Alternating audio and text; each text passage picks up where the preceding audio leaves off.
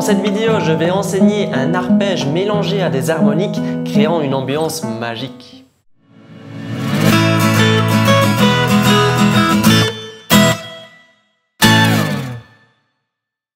Salut à tous, c'est Robin Meis. En me rappelant un air d'Enrique Granados, d'un morceau qui s'appelle Oriental, j'ai eu l'inspiration de concocter un petit exercice, un petit riff, un petit plan, appelez-le comme vous voulez, avec des arpèges mélangés à des harmoniques. C'est ce que vous avez normalement entendu un petit peu à l'introduction, je vous le rejoue complètement.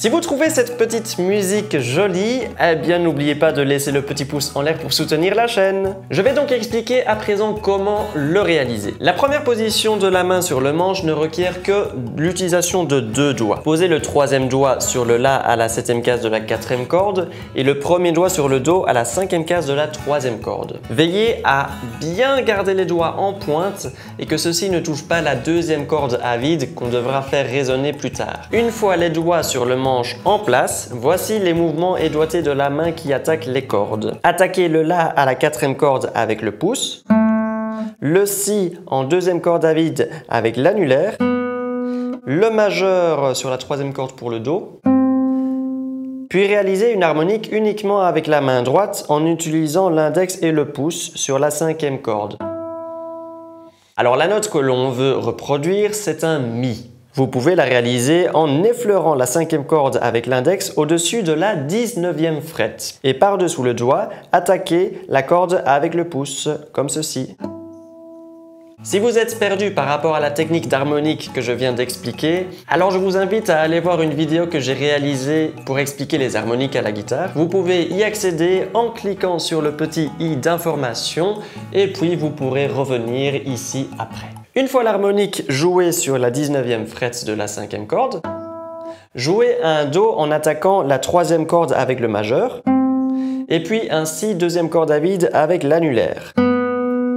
Vous remarquez que je suis assez précis concernant les doigtés utilisés à la main droite. J'ai choisi ceci pour éviter de répéter trop souvent un même doigt et pour éviter trop de croisements de doigts. Il peut paraître un peu compliqué à première vue, mais faites-moi confiance, une fois maîtrisé, ce doigté permet un jeu plus fluide. Jouez deux fois tout cet arpège, voici l'exemple.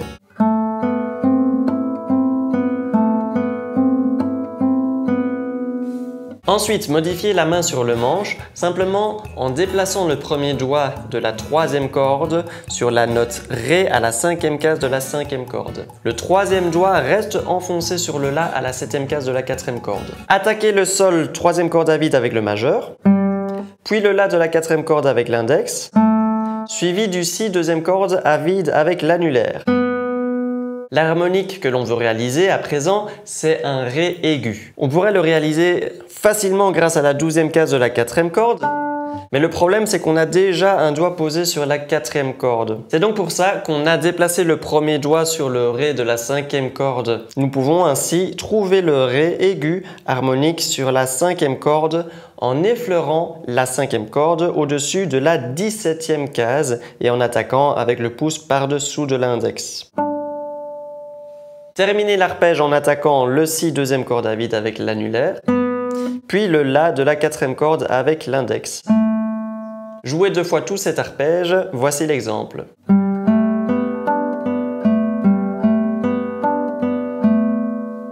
Ensuite, il faut réaliser un grand déplacement de la main sur le manche afin de poser le troisième doigt sur le Fa à la troisième case de la quatrième corde et le premier doigt sur le Do à la première case de la deuxième corde.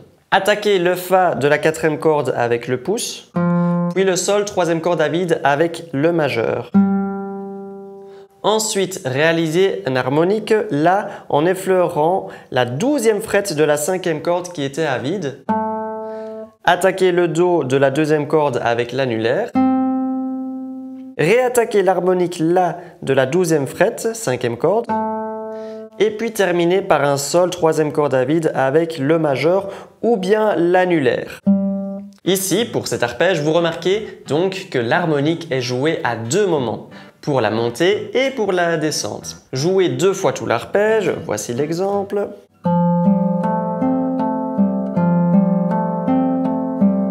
Pour le dernier arpège, glissez le 3e doigt de la 3e case à la 2e case de la 4e corde pour préparer un Mi. Placez le 2e doigt sur le Fa dièse à la 2e case de la 6e corde pour un Fa dièse et déplacez le 1er doigt sur le Sol dièse à la 1re case de la 3e corde. Commencez par attaquer le Mi de la 4e corde avec le majeur.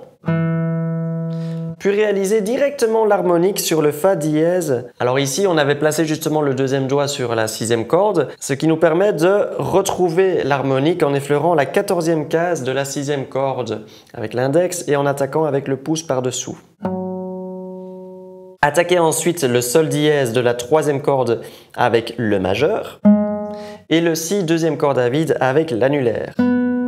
De nouveau, le Sol dièse avec le majeur et terminé par l'harmonique Fa dièse. Voici l'exemple 2 fois l'arpège.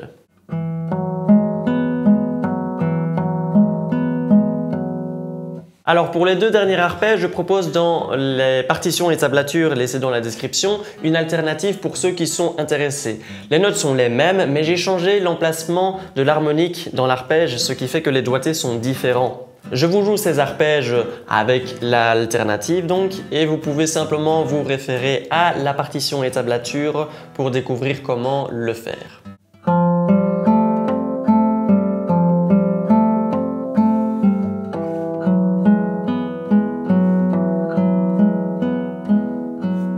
J'espère que vous avez trouvé le tutoriel intéressant. Si c'est le cas, je rappelle le pouce en l'air pour ceux qui ont oublié auparavant.